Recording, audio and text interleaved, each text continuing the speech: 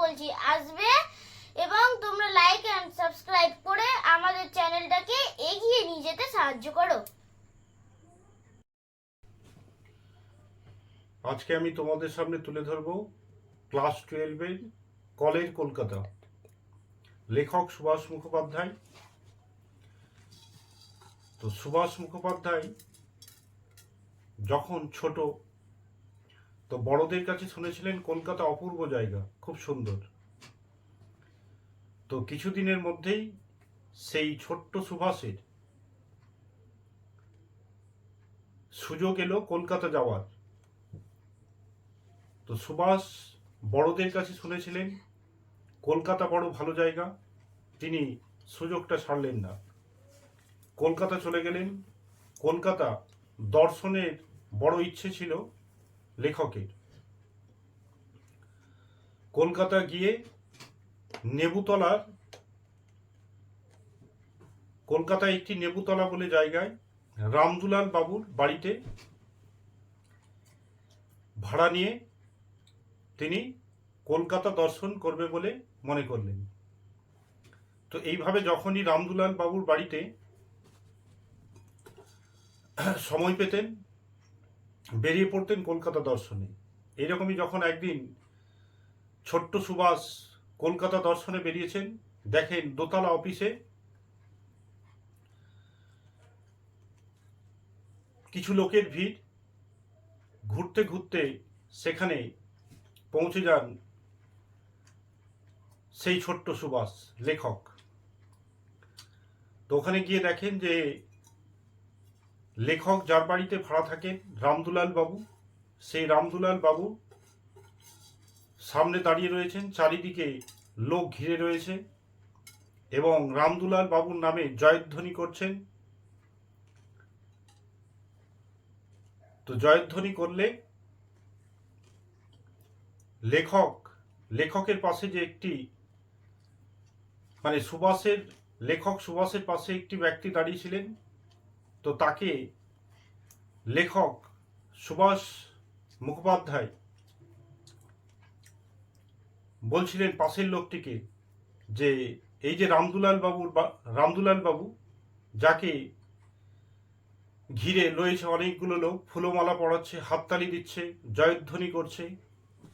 তো লেখকের পাশে দাঁড়িয়ে থাকা লোকটিকে লেখক বলছেন যা আমি ইনার বাড়িতেই ভাড়া থাকি। ইনার বাড়িতে বলতে রামদুলাল বাবুর বাড়িতে।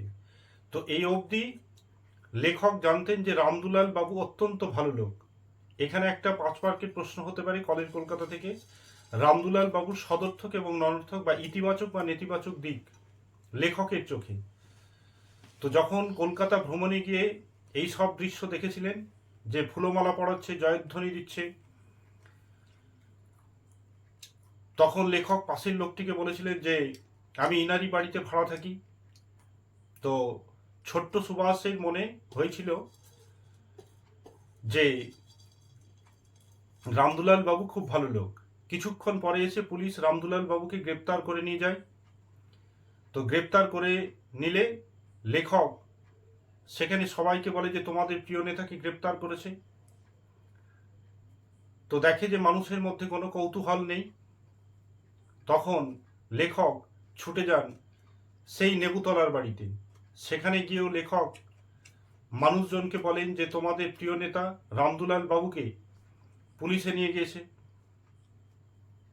তবুও দেখে যে সেখানেও মানুষের মধ্যে কোনো হেলদোল নেই। লেখক চুপ করে থেকে যান। তখন রামদুলাল বাবুর দাদা, এই রামদুলাল বাবুকে যে জেলে নিয়ে যায় পুলিশ, তো রামদুলাল বাবুর দাদা লেখককে বলেন, মানে সুভাষকে, যে যাও তুমি আমার ভাইয়ের সঙ্গে দেখা করে এসো, মানে রামদুলাল বাবুর সঙ্গে জেলে গিয়ে দেখা করতে বলেন। তো ছোট্ট সুভাষ মনে করেন যে এত বড় এক ব্যক্তির সঙ্গে জেলে দেখা হবে, তো এই সুযোগটা ছাড়লেন না। তখন ছোট্ট সুভাষ রাজি হয়ে গেলেন রামদুলাল বাবুর সঙ্গে দেখা করতে জেলে যাবেন। তো জেলে যখন সুভাষ যান, তখন জেলের গেটটা নিচু। তো তখন লেখককে মাথা নামিয়ে জেলের মধ্যে প্রবেশ করতে হয়েছিল। তো যখন লেখক মাথা নামিয়ে জেলে প্রবেশ করেছিল তখন তার আত্মসম্মানে লেগেছিল যে আজ পর্যন্ত কারো কাছে কোনোদিন মাথা নোয়াননি। কে? লেখক। জেলের মধ্যে প্রবেশ করে বাম দিকে সোজা বারান্দা ধরে শেষ ঘরে লেখক চলে যান। দেখেন শেষের ঘরে নিচে অনেকজন লোক বসে রয়েছেন এবং চেয়ারের উপরে যিনি একজনকে বসে থাকতে দেখেন। তো ছোট্ট সুভাষ ওই শেষের ঘরে, বারান্দার শেষের ঘরে চেয়ারের উপরে যিনি বসে আছেন তিনি আর কেউ নন, তিনি হচ্ছেন নেতাজি সুভাষচন্দ্র বসু। আর এটাকে দেখছেন সুভাষ মুখোপাধ্যায়, লেখক। তো জেলের মধ্যে গিয়ে শেষের ঘরে নেতাজি সুভাষচন্দ্র বসু বসেছিলেন চেয়ারের উপরে এবং চারিদিকে সেই ঘরের মধ্যেই নেতাজিকে ঘিরে রয়েছে অনেকগুলো ব্যক্তি। তো এখানে একটা 5 মার্কের প্রশ্ন হতে পারে যে চেয়ারের উপরে যিনি বসে আছেন তাকে চোখে দেখে বিশ্বাস হচ্ছে না। কার? লেখকের। লেখক ভাবতেই পারেননি যে জেলখানায় এই সুভাষের সঙ্গে দেখা হবে। তো জেলখানায় প্রবেশ করে ছোট্ট সুভাষ যখন বাম দিক ধরে শেষ ঘরে গেলেন তখন দেখলেন চারিদিকে শতরঞ্জির উপরে বসে রয়েছে অনেকগুলো লোক, আর চেয়ারের উপরে বসে রয়েছেন যাকে দেখে চোখে বিশ্বাস হচ্ছে না, তিনি হচ্ছেন নেতাজি সুভাষচন্দ্র বসু। তো জেলের মধ্যে ছোট্ট সুভাষ যখন ঘুরে ঘুরে দেখছেন তখন কেউ কেউ বলেছিল ছোট্ট লেখককে যে সেই সময় ভারত ছাড়ো আন্দোলনে তীব্র ভারত, বিপ্লবীরা খেপে উঠেছে, অনেক বিপ্লবী এই জেলখানায় বন্দী। ছোট্ট সুভাষ দেখলেন, মানে লেখক, যে যখন পুলিশেরা গাড়ি করে সেই জেলের মধ্যে অনেকগুলো বিপ্লবীদের ধরে আনছেন তখন ঘরের মধ্যে থেকে নেতাজি সুভাষচন্দ্র বসু বেরিয়ে এসে তাদেরকে জড়িয়ে ধরে বন্দে মাতরম ধ্বনি ধ্বনিত করছেন। এই সব দেখার পরে জেলের মধ্যে ছোট্ট সুভাষকে কোনো বিপ্লবী বলেছিলেন যে আমার মাকে বলে দিও আমরা এখানে ভালো আছি। কিন্তু ছোট্ট সুভাষ দেখেছিল যে এই বিপ্লবীদের উপরে চলছে অকথ্য অত্যাচার, গালিগালাজ, লাথি। তারপরে কেউ ওই জেলের মধ্যে বলেছিল এই বাচ্চা ছেলেটি জেলের মধ্যে কি করছে। তখন লেখকের আত্মসম্মানে লাগে, তখন তিনি জেল থেকে বেরিয়ে পড়েন। জেল থেকে বেরিয়ে পড়ার পরে প্রশ্ন জাগে মনে ছোট্ট সুভাষের যে যারা অপরাধ করে জেলে যায় তো তারা তো জানে যে আমরা অপরাধ করে জেলে এসেছি, কিন্তু আজকে আমি যাদেরকে জেলের মধ্যে দেখে এলাম তারা তো এরা তো কেউ চুরি করেনি, কেউ ডাকাতি করেনি, এরা দেশকে স্বাধীনতার জন্য লড়াই করেছে, তাহলে স্বাধীনতা সংগ্রামী। তো এর বিনিময়ে তারা কি পাবে? তো জেলের মধ্যে যে লোকগুলো আজকে গালিগালাজ খাচ্ছে, মার খাচ্ছে, তো এর বিনিময়ে সেই লোকগুলো কি পাবে? তখন লেখক এগুলো জেলের বাইরে এসে ভাবছিলেন। তো লেখকের মনেই এর উত্তর এলো যে লেখকের মাকে ছোট্ট সুভাষকে তার মা একদিন একটি গল্প শুনিয়েছিলেন যে ও তোর শিকল বাঁধা কল হবে একদিন বিকল। তো মায়ের এই গানের শব্দেই লেখক উত্তর খুঁজে পেলেন যে এই যে আজকে যে লোকগুলো স্বাধীনতার জন্য জেলে এত দুঃখ কষ্ট সহ্য করছে, এর বিনিময়ে তারা আনবে স্বাধীনতা। তো কবির কাছে স্পষ্ট হয়ে গেল যে জেলের মধ্যে যারা বন্দী আছে এর বিনিময়ে তারা কি পাবে? তারা পাবে স্বাধীনতা এবং ভারতবর্ষের সকল মানুষের কাছে এনে দেবে স্বাধীনতা। তো এখানে একটা প্রশ্ন মনের মধ্যে গুনগুনিয়ে উঠল মায়ের গাওয়া সেই গান। এই প্রশ্নটি গতবার চলে এসছে। তো এখান থেকে যে প্রশ্নগুলো ইম্পর্টেন্ট সেটা হচ্ছে ওই যে চেয়ারের উপরে যিনি বসে আছেন চোখে থেকে বিশ্বাস হচ্ছে না, এটা উত্তর দিয়েছি। এটা প্রথম থেকে লেখকের রামদুলাল বাবুর দাদা লেখককে বলেছিলেন যে জেলের মধ্যে যেতে, জেলে গিয়ে বাম দিকে ঢুকে দেখে চেয়ারের উপরে বসে আছেন, চারিদিকে লোকে ঘিরে রয়েছে, আর চেয়ারের উপরে বসে আছেন নেতাজি সুভাষচন্দ্র বসু, যাকে দেখে বিশ্বাস হচ্ছে না। এই অবধি প্রথম থেকে টেনে দিলেই এর উত্তরটা হলো।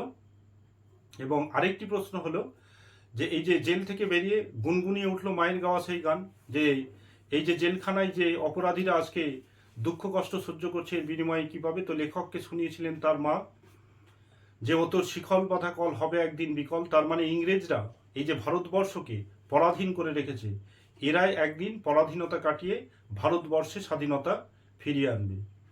তো এটাই হবে পাওয়া। সেই জন্য বিপ্লবীরা জেলের মধ্যে এত দুঃখ কষ্ট সহ্য করছেন। তো এটা গতবার দিয়ে দিয়েছে, গুনগুনিয়ে উঠলো মায়ের গাওয়া সেই গান।